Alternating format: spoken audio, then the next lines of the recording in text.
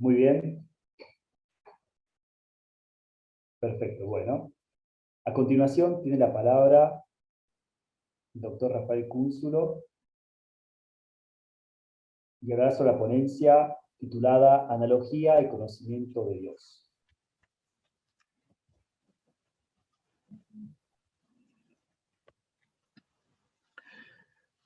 Nuevamente,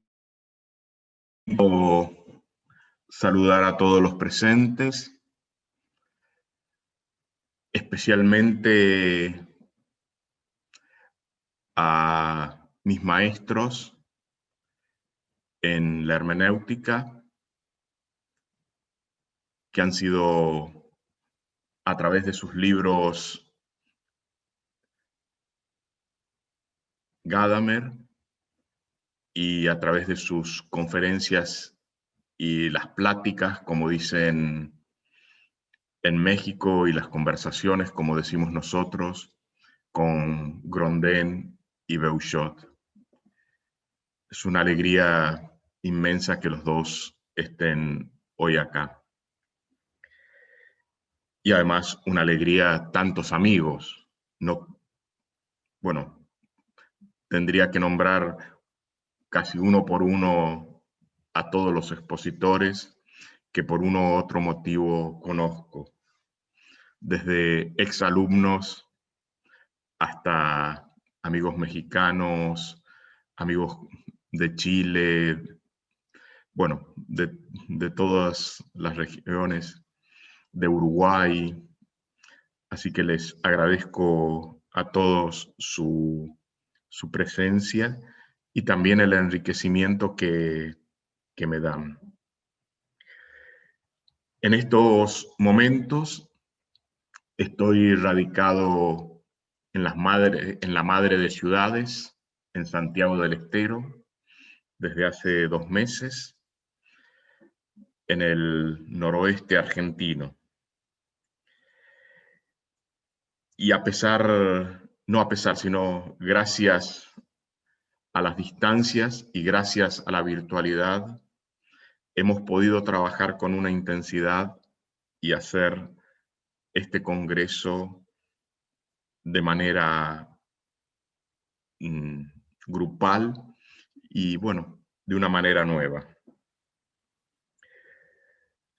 La primera presuposición del título que quiero que manejen es el de conocimiento de Dios. Conocimiento de Dios no como algo teorético, sino más vinculado a lo bíblico, es decir, a un encuentro, a una experiencia de Dios. Y comienzo con la lectura del texto que he preparado. Hacia el año 2016, el historiador israelí Harari, en su libro Homo Deus, propone una agenda global que culmina con la religión de los datos. Es efectivamente el último capítulo de ese libro. Su pronóstico se basaba en los avances de la biotecnología y en el progreso de la inteligencia artificial. Sin embargo, para el pensador alemán surcoreano Byung-Chul Han, el dataísmo, haciendo referencia a la religión de los datos, es una forma pornográfica de conocimiento que anula el pensamiento. No existe un pensamiento basado en los datos. Lo único que se basa en los datos, dice Han, es el cálculo. El dataísmo quita lo erótico del pensamiento y también de la religión, porque es una religión del ego. El intento de desplazar a las religiones antiguas por ser mágicas y llenas de rituales incomprensibles nos lleva a suplantarla por otra religión que cada vez más convierte la producción y el rendimiento en valores absolutos y está acabando con los rituales. Una sociedad en cuarentena, dirá Han, es una sociedad sin rituales. Es el último libro que ha escrito Han. Hasta el punto que hemos perdido el ritual de darnos la mano, todo un símbolo de la distancia.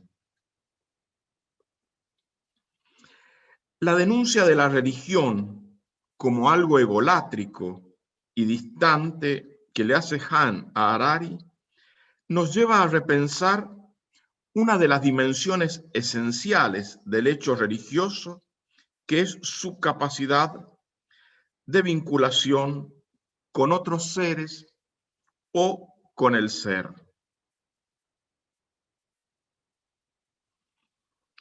La religión como vinculación. Tomás de Aquino habla de la religión en el ámbito de la virtud de la justicia. También reconoce en ella las tres dimensiones de lo religioso, siguiendo su significado etimológico, que ya en algún momento también había explicado Agustín.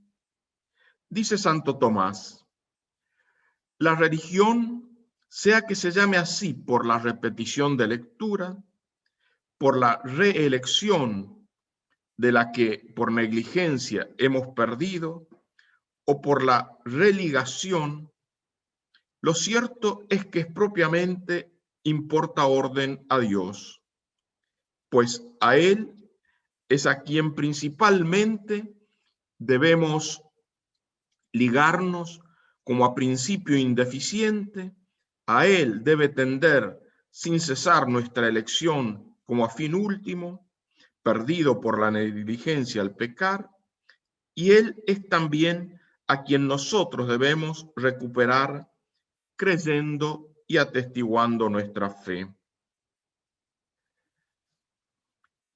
De este breve texto podemos rescatar dos elementos. Se pueden rescatar muchos más, ¿no? Pero en este escrito quiero rescatar dos elementos. La religión es una vinculación que depende de la comprensión o de la relectura. Cualquiera sea el contexto histórico en que esté inmerso, el hombre religioso cree siempre que existe una realidad absoluta que trasciende este mundo, pero que se manifiesta en él, y por eso mismo el mundo llega a ser real. Cree que la vida tiene un origen extramundano y que la existencia humana actualiza todas sus potencialidades en la medida en que participe de una realidad plena. Tras el mundo que desea interpretar, considera una realidad en sí que aún no puede percibir. Las realidades concretas a las que el hombre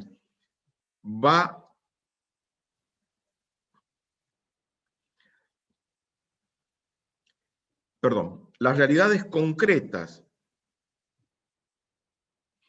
a las que el hombre va accediendo mediante un conocimiento más inmediato, estarían recibiendo, pues, su sentido de una fuente original de la que brotan, de la meta a la que intentan ajustarse. En sí misma, esa realidad central resulta desconocida, pero el hombre descubre su existencia en cuanto que su conocimiento le ha permitido advertir en las realidades conocidas un origen no explicable por sí mismas y una tendencia hacia un fin. La realidad central viene a ser ese fondo de unidad misterioso del cual surgen y al cual tienden todas las demás realidades. Las tradiciones religiosas han tendido a dar el nombre de Dios o de lo divino a esa realidad central. ¿Cómo ordena generalmente la conducta humana ese sistema de signos en que consiste la religión? A través de tres formas expresivas: narraciones y explicaciones. Algunos llaman a esto mitos y dogmas, representaciones o vinculaciones, y estos son los rituales, y comportamientos, que en otros son llamados, por algunos autores son llamados ética. El mito relata siempre una creación, ya se trate de la creación del mundo como una cosmogonía, del origen de un pueblo, una saga o una leyenda etnológica, de la fundación de un antiguo santuario, una leyenda cultural o cultual, o se trate de una costumbre, relato etiológico. La función magisterial de los mitos es, pues, la de explicar y fijar los modelos ejemplares de todas las actividades humanas importantes: alimentación, sexualidad, trabajo, educación, etc.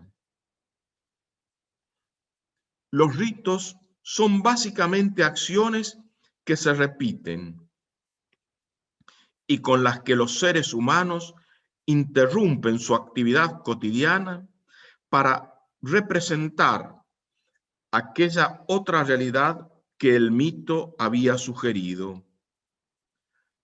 Por eso hay objetos, tiempos y espacios que son sustraídos del uso cotidiano para recibir un aumento de significación, quedando consagrados, de modo que representan la otra realidad o la realidad central que trasciende la vida humana. Finalmente, la conducta ética, es decir, aquella que se orienta a la búsqueda del bien, no solo personal, sino también común o de la comunidad, es integrada en el sistema religioso para obtener también ella un aumento de significado en orden a un aumento de vida, es decir, a un premio. Así la conducta ya no solo es considerada buena o mala, sino también exigida por unos preceptos divinos incondicionales, sancionados por un poder supremo. De este modo, en los diversos sistemas religiosos está siempre implicado el sentido de la existencia humana, de su relación con lo que lo trasciende y también la esperanza por encima de las limitaciones presentes. Mediante el mito, el rito y el etos, el espíritu humano intenta llegar con un lenguaje simbólico al fondo o al trasfondo de la realidad. Vinculación e interpretación analógica. De alguna manera, toda práctica religiosa se encuentra ritualizada en un sentido genérico. Toda relación del hombre con la naturaleza, con otros congéneres y con las divinidades implica una cierta ritualización. Sin embargo, no está claro qué es exactamente un rito, cuál es su naturaleza, de qué modo se estructura y desempeña sus funciones. Sin ahondar en estas preguntas, podemos decir que los ritos vehiculizan los grandes temas que dan sentido a la vida colectiva e individual, y podemos afirmar que el rito es un intento de vinculación normatizada para la más fácil comprensión de los gestos que en ella se realizan. Los rituales son una especie de discursos actuados y por eso nos importa analizarlos desde la perspectiva también discursiva. Pese a los múltiples discursos sobre la tolerancia religiosa, en las últimas décadas se ha avanzado por caminos de fundamentalismos dialécticos que se sustentan en discursos únicos. Estos discursos sin mediaciones sociales o históricas, pretenden un universalismo científico teórico y de aplicación. En esto coinciden algunas filosofías posmodernas y algunos filósofos analíticos, aunque la perspectiva de abordaje teórico sea la opuesta. Cuando todo discurso vale, la consecuencia no querida es que ninguna palabra puede afirmarse con referencia, y el valor del discurso se basa en el poder del mismo. Una especie de retórica contemporánea. La posmodernidad, con su equivocidad, deja al débil en manos del poderoso, convirtiéndose de hecho en un discurso único. Esto lo tomo de Beuchot. El discurso de paradigma racional conceptual que desacredita los discursos alegóricos logra la referencia a una unidad epistémica, pero con la consecuencia no querida de dejar fuera del juego del lenguaje a aquellos que escapan a su proceso de unificación y por lo tanto sin las riquezas de la diversidad de racionalidades simbólicas. Beuchot señala que los analíticos piden pruebas en las argumentaciones del discurso religioso, del cual solo podrán obtener la probabilidad o incluso la verosimilitud. Frente a lo otro trascendente, no hay certezas, pero sí hay probabilidad, que indica que la religión no es una mera credulidad, sino que discierne sobre cosas creíbles y razonables, es decir, dan cierta razonabilidad.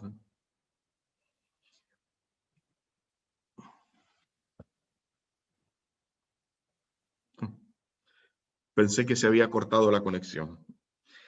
Hay una cierta corriente más pragmática de los analíticos que acepta el discurso religioso siempre que ayude a ser humano, que ayude al ser humano.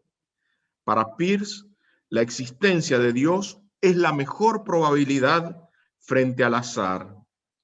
Y para Popper, ni la ciencia ni la razón pueden probar la no existencia de Dios. También sostiene que los posmodernos no tienen un particular interés por las pruebas. Lo que les interesa y buscan es el sentido. Si la religión puede dar sentido a la existencia del ser humano, que pareciera no tenerla hoy. En los discursos de los analíticos positivistas se tiende a reducir el lenguaje religioso al lenguaje de la experiencia interna, aunque algunos hablan de un lenguaje autoimplicativo. En ambos casos se trata de lenguajes anómalos, ya que no eran el resultado de experimentaciones objetivables. Con el giro pragmatista, el lenguaje sobre Dios adquirió cierto sentido, pero también anómalo, entre metafórico y alegórico.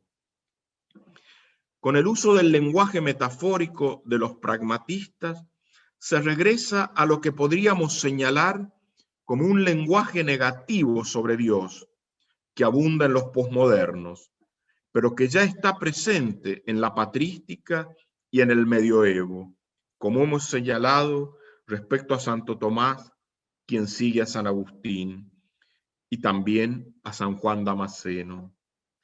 Precisamente el uso de la analogía de proporcionalidad, en la cual se marca una semejanza entre Dios y la criatura, sin dejar mostrar la infinita diferencia entre Él y las criaturas, sin dejar de demostrar esta diferencia infinita.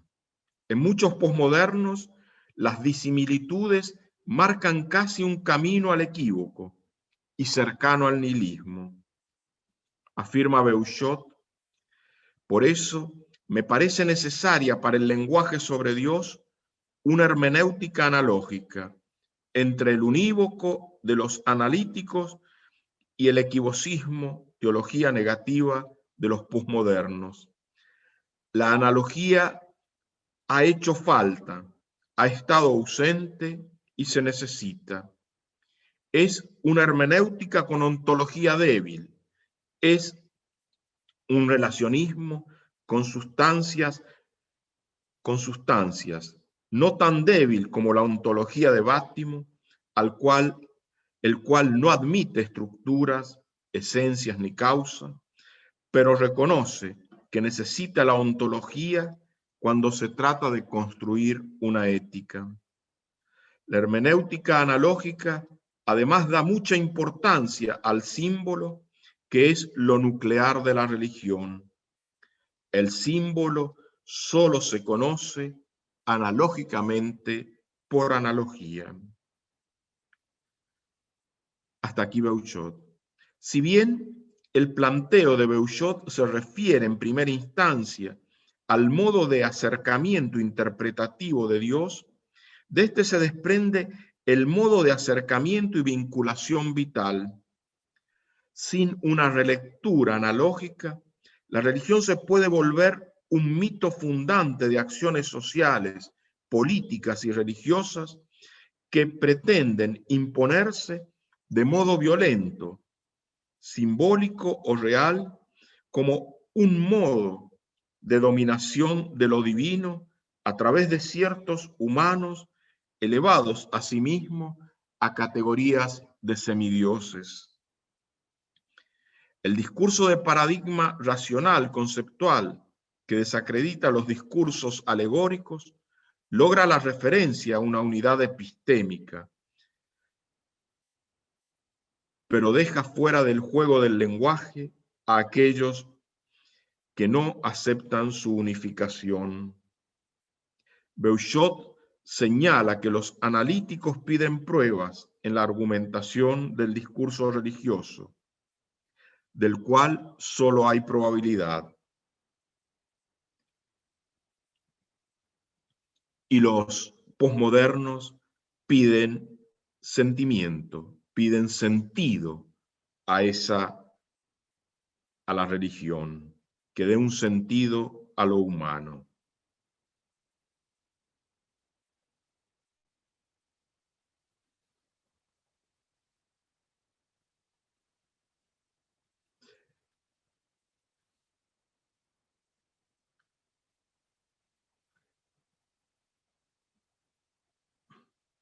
Una relectura unívoca de la religión puede traer como consecuencia una vinculación egocéntrica, materialista. Al comprenderse unidireccionalmente la relación de vinculación, se puede caer en el sometimiento a lo que se considere Dios o semidios, o puede considerarse la necesidad de sometimiento que me deben los demás. Esta vinculación unívoca resulta claramente enfermiza y tiende a romperse de modo violento. La historia está plagada de ejemplos de estos tipos de relaciones, no solo a nivel de Dios, sino también a nivel de los hombres. Una ritualidad unívoca que depende de esta lectura o relectura unívoca conduce a una vivencia mágica de la unión, porque la perfecta realización del rito debe llevar necesariamente a que la divinidad responda. En este modo de vinculación, la divinidad es manejada por quien hace mejor el rito. Beuchot sostiene, por otra parte, que los posmodernos no tienen un particular interés en las pruebas, como ya hemos dicho, sino en el sentido. Una relectura posmoderna más cercana al equivocismo de la religión puede llevar al pluricentrismo vincular o al yo desarticulado en sus múltiples direcciones de referencia o de sentido. Los vínculos serían para las distintas necesidades o con compromisos existenciales profundos si se da el sentido de mi existencia. La vivencia de lo religioso es totalmente subjetiva y carismática. La realización del rito es secundaria y la divinidad es manejada por quien sienten o expresan de mejor manera lo que la divinidad tendría que sentir.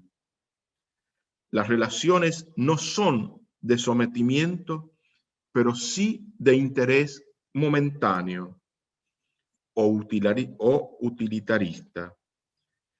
Una especie de touch and go, la vinculación pasajera y caprichosa.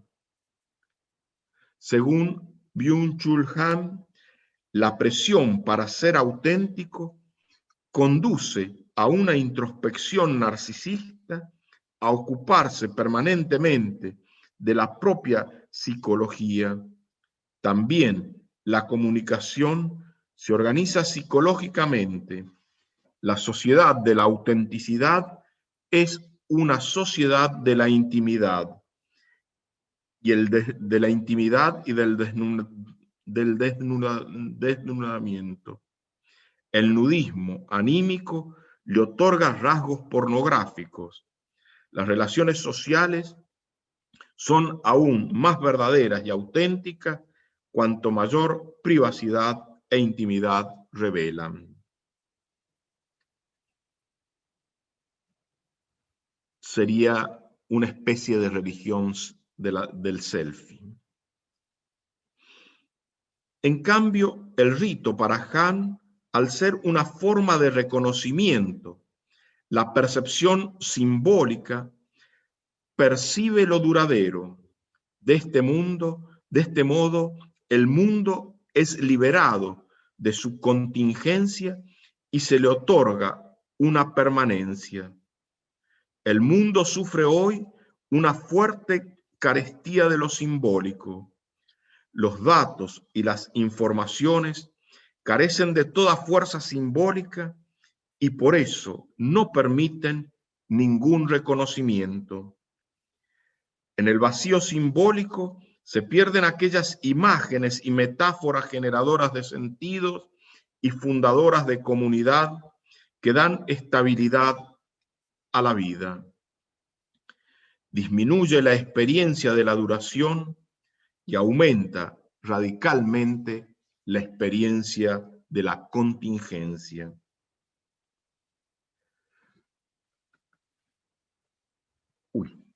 Cuarto punto, la analogía, un medio vincular virtuoso entre lo unívoco y lo equívoco. El carácter analógico del ente viene dado no tan solo como propiedad metafísica, sino también como una connotación lógica o de predicación. De esto inferimos que la analogía es mucho más amplia que el ente real y adquiere una dimensión de instrumento de aplicación, ya sea al ente real o al ente de razón. Así podemos señalar la analogicidad de la analogía, la cual, en su expresión más elevada, se convierte en icónico-simbólica, según palabras de Beuchot. Los diversos modos de ser tienen una relación entre sí que puede ser limitado, determinado o indeterminado, de acuerdo con el modo de aplicar la razón a los diversos entes, en el cual se fundamentan los dos grandes modos de la predicación análoga, de proporción y de proporcionalidad.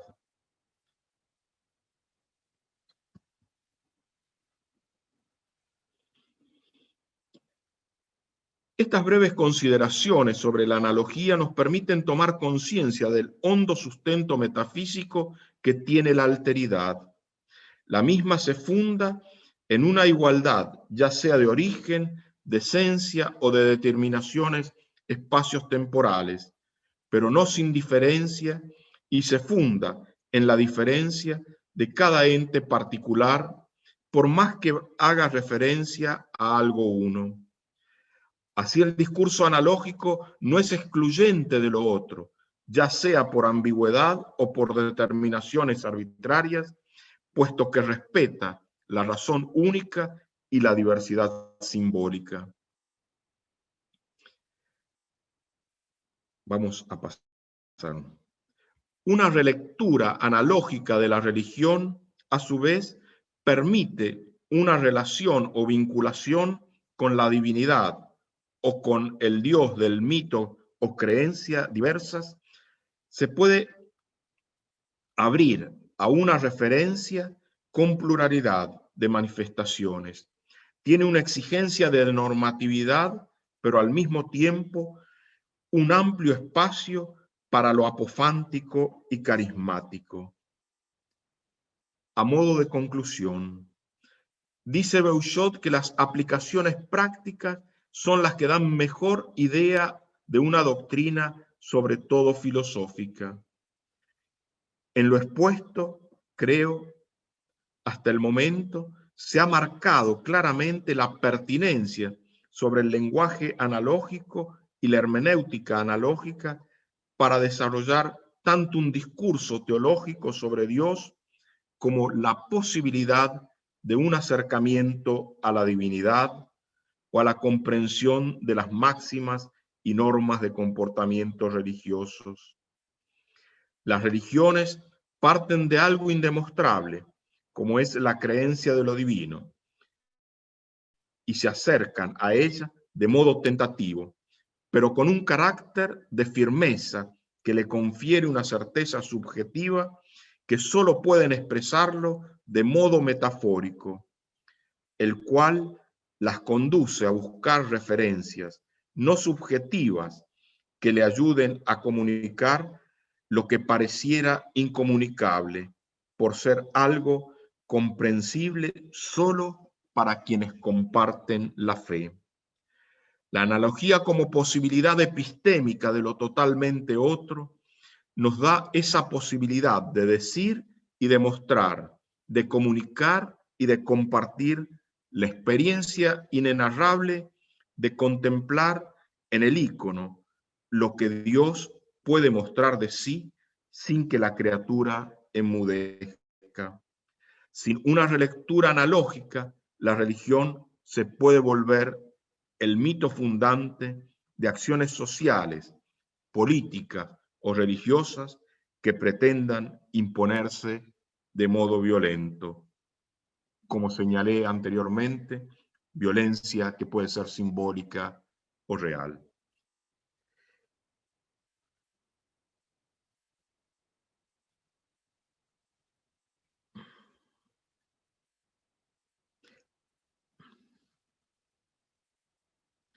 La hermenéutica analógica no solo nos ayuda a resolver las aproximaciones filosóficas a la religión, sino también nos abre las puertas para enfrentarnos a los textos sagrados que en las religiones tienen un doble carácter textual y normativo.